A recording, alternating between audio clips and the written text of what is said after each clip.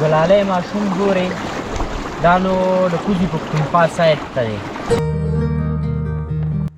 نورستان څخه دا سیند سرچینه اخلي. د نورستان وړوکی سیند دی، په کامدیش بردي مټال مشهور دی.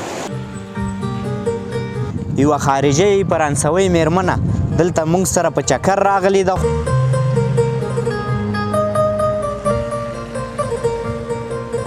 دا چې د پاکستان ساحه د ارنوۍ په دې ځای باندې دغه شانجال تېر شوی او په دې ځای باندې پورې غاړې دې غاړې د یو کورنۍ څوک وفات شي خالص هغه جال ته به راځي او د هغه د تابوت او هغې کټ خالص لیدلی شي. نور دا د کونړ لوی سیند دی. دلته نو بیا د کونړ د لوی سیند سره یو ځای کېږي او هغه مخامخ چې دغه طرف معلومیږي دغه بیا د کونړ لوی سیند د چترال څخه سرچینه اخلي. دا دوستانو اغزن تار دی چې زمونږ څخه په هغه ساحه جلا شوې ده. دا د کوزي پښتونخوا سایډ دی او دغه بیا د بري پښتونخوا سایډ دی. مینس دې خوا بیا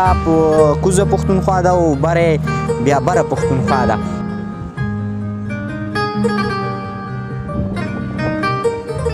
خپل تجارتي اعلانات مو موږ ته وسپارئ. موږ په خپلو مخکښو نشراتو ستاسې تجارت ته وده ورکوو. د کونړ ټي وي درنو لیدونکو سلامونه. خدای دې وکړي تاسې ټول به راته روغ او جوړ یاست. اظهار ارمان یو ځل بیا د خپل ټیم سره ستاسې په درانه چوپړ کې او دا ځل هم راغلی یم د کامدیش ولسوالۍ ته، د نورستان ولایت کامدیش ولسوالۍ ته. درنو لیدونکو په داسې یو ځای موقعیت لرم چې یو طرفه ډېره زیاته ښکلا لري او له بل طرفه ډېر زیات خفه کوونکی ماحول دی. خفه کوونکی په دې خاطر درنو دوستانو هغه مخامخ چې معلومیږي دا زموږ ورونه او عزیزان دي خو په هغه اغزن تار راڅه جلا شوي دي. د دغې ساحې ارنوۍ نوم دی او دا کومه ساحه کې چې موږ اوس فلحال موقعیت لرو د دې نوم کنډه کیسې په نامه یادیږي دا ساحه. درنو دوستانو موږ تقریبا بیګا راغلي یو دلته او نن به د کونړ ټي وي د مینوالو لپاره په ناړۍ ولسوالۍ کې ځانګړې خپرونې جوړوو. همدغه راز یوه خارجۍ فرانسوۍ میرمنه دلته موږ سره په چکر راغلې ده خو د ځینې مشکلاتو په اړوند باندې نه غواړي چې د کمرې مخې ته راشي، نو هغې ته هم دغه ښکلې او جنتي ساحې ورښایو او ستاسې لپاره یو خوندوره خپرونه جوړوو. تاسې راسره ملتیا وکړئ. کوښښ دا کوو چې د اخو عزیزانو سره هم خبرې وکړو. نو هیله ده تر پایه راسره مل پاتې شئ.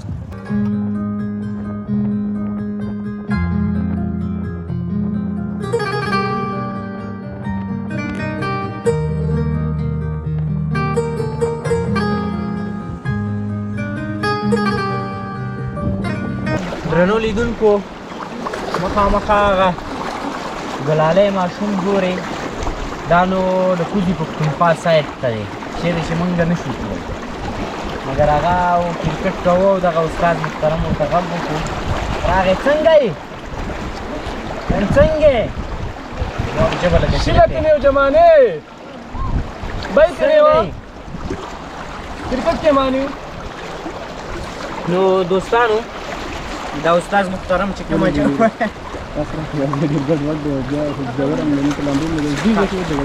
دوستانو دا استاد محترم چې کومه ژبه وایي دا د دې ناړۍ ولسوالۍ د څو کلو پلرنۍ ژبه ده یا مورنۍ ژبه ده او د هغه طرف ساحې خلک هم په دغه ژبه خبرې کوي. لکه دې استاد محترم ورته غږ هم وکړو راغی هم په دغه ژبه په پښتو باندې فکر کوم یا پوهېږي یا کم پوهېږي یا نه پوهېږي. نو اکثر یې وایي نه پوهېږي نو په دې خاطر چې پښتنو نه لرې پاتې شوي دي همداسې وایي که نه. نو دوستانو دا سیند چې معلومیږي دا د کونړ لوی سیند دی. هغه مخامخ د چترال سایډ نه راغلی دی او دې خوا بیا د کامدیش سیند خواته ورځو. هغه د کامدیش سیند هم درته ښیو بیا د کامدیش سیند ورسره دغه ځای کې یو ځای شوی دی. نو د کونړ سیند په دغه ځای کې بیا د چترال څخه سرچینه اخیستې ده او د کامدیش سیند بیا د نورستان څخه سرچینه اخیستې ده. د کامدیش سیند طرف ته هم ورځو د نږدې نه یې درته ښایو.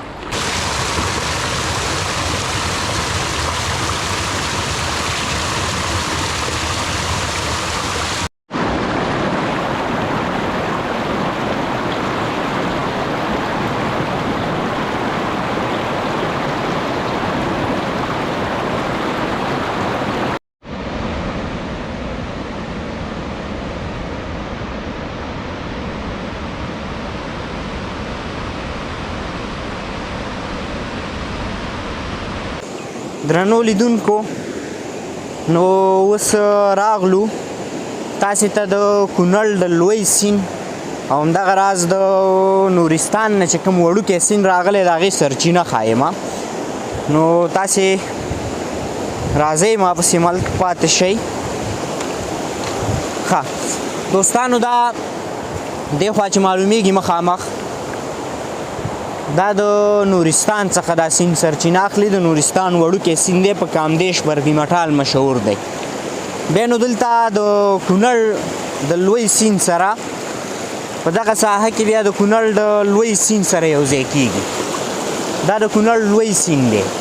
دلته نو بیا د کونړ د لوی سیند سره یو ځای کېږي او هغه مخامخ چې دغه طرف معلومیږي دغه بیا د کونړ لوی سیند د چترال څخه سرچینه اخلي او بیا همداسې ځي او بیرته کوزي پښتونخوا اباسین سره یو ځای کېږي دا د دغه سیندونو حال او دا دوستانو اغزن تار دی چې زموږ څخه په هغه ساحه جلا شوې ده استاد محترم ستړی مشي صحت ښه دی په خیر سلامت اوسې استاد لومړی کې به د کونړ ټي وي خوږو لیدونکو ته خپل ځان معرفي کړي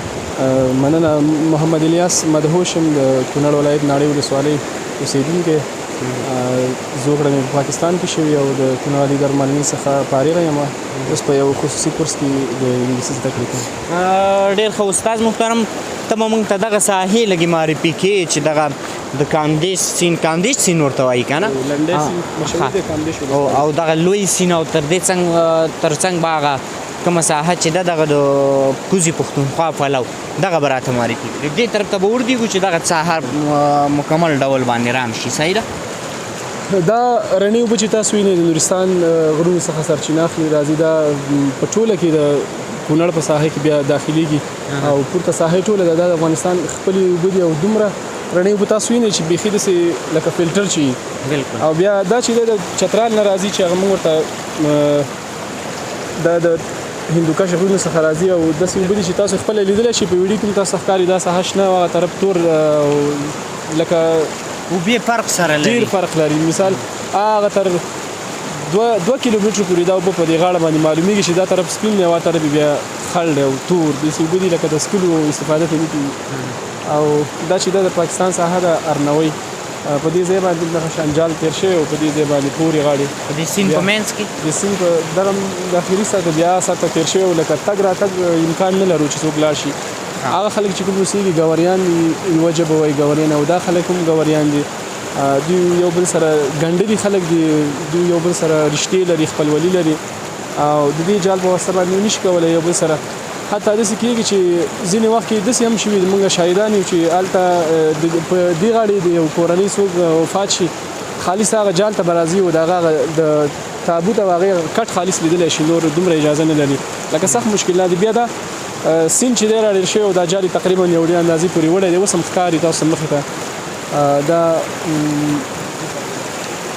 او داسې وخت و چې په دې ساحو باندې که موږ به تللو زموږ په خپل یادو باندې په دغه تاسو چې هغه پل ولیدو مخکې د کلام میخوړ باندې موږ تللو هغه ټیم کې هېڅ داسې پابندي نه وه هر چا کولی شو دلته کلینیک دی ارنوی کلینیک ډېر مشهور دی د چترال نه ورته ډاکټران راتله موږ دلته نه مریضان وړل ورته شنبې د ورځې او دوشنبې په ورځ به دغه دلته نه ډاکټران راتلل ډېر ښه خدمات به یې کول خلکو ته ښه خوشحاله و په هغه وخت کې دلته موږ ښه رسیدګي کولی شو زموږ د ورونو ته خو اوس متاسفانه تاسو دغه حالت ته نو ډېر د افسوس وړ ده استاد محترم سلامت اوسې ته خو راسره یې نورې قصې به په لاره صحیح دوستانو نو مخکې ځو له دې وروسته به موږ ناړۍ ولسوالۍ ته ځو او ناړۍ ولسوالۍ دغه ښایستونه به هم راخلو دا چې د ځینې موږ سفر تر همدې ځایه و او نور ایسته کامدیش ولسوالۍ ته نشو داخلېدلی ځکه موږ نن یوازینی پلان د ناړۍ ولسوالۍ ته ځانګړی کړی تر څو هلته ستاسې لپاره خوندورې خپرونې وکړو نو ځو ناړۍ ولسوالۍ طرف ته تاسې راسره مل پاتې شئ او هلته هم ډېرې ښکلې منظرې دي او د ساده ګل ځینې ټوکې ټقالې هم شته